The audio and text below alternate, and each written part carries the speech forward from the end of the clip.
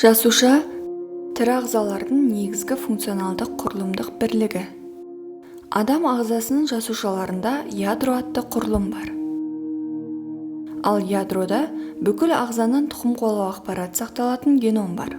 Адамның геномы 23 жұп хромосомадан тұрады. Әрбір хромосома екі тізбекті оралма тәрізді ДНК молекулаларынан тұрады. ДНК молекулалары өз кезегінде арнайы нәруыздар гистондармен қапталған. ДНК молекулаларының бірлігін ген деп атайды. Қысқаша айтқанда, гендер әртүрлі нәруыздарды жасауға жауапты болып табылады. Бір ген бір нәруызды кодтайды. Нәруыздардың түзілу процесін нәруыз биосинтезі деп атайды.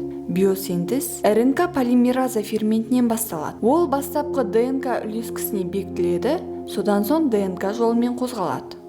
Ядродағы нуклеотидтердің арқасында ДНК матрицасында ақпараттық РНК синтезделеді.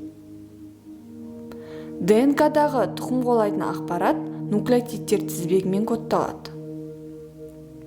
Ақпараттық РНК синтезделуге тиісті нәруыз молекуласының құрылымы туралы ақпараттың алғашқы бастамасын ДНК-дан көшіріп алады. Бұл процесс транскрипция деп аталады.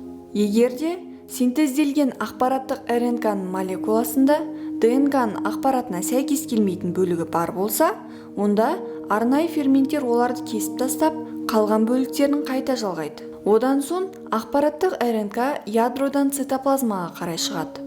Нәруыз молекулаларын амин қышқылдарынан жинау процесі трансляция деп аталады. Трансляция процесі рибосомада жүреді.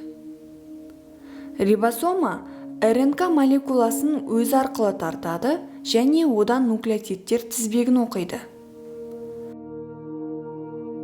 Тасымалдаушы РНК белгілі бір амин қышқылдарын жабыстырып алып, рибосомаға әкеліп тастайды. Әрбір тасымалдаушы РНК-да антикодон болады. Ол белгілі бір ақпараттық РНК-ның кодонымен байланысып, өзінің амин қышқылын пептидтік тізбекке қосады.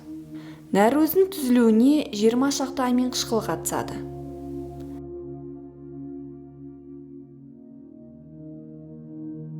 Нәруыз синтезі аялдау кодоны түзілгенде аяқталады. Амин қышқылдар тізбегі нәруыз молекуласына тығыздалады. Нәруыз биосинтезі процесі ферменттер мен АТФ молекулаларының энергиясының арқасында жүзеге асады.